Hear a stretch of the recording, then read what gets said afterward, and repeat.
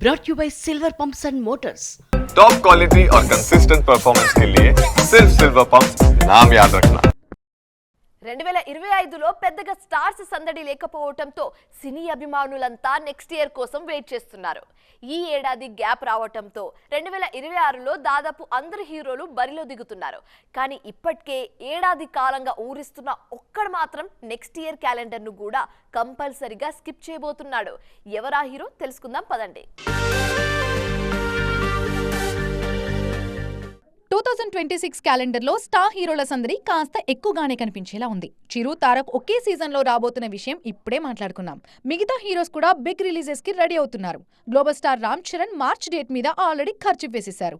Prabhas ఫౌజీని next year release చేసే plan లో ఉన్నారు. నాని కూడా ది పారడైజ్ రిలీజ్ కి డేట్ లాక్ చేశారు. బాలే నుంచి వస్తున్న మోస్ట్ అవైటెడ్ సీక్వెల్ అఖండ 2 2026 జనవరిలో విడుదలవుతుందన్న ప్రచారం కూడా జరుగుతోంది.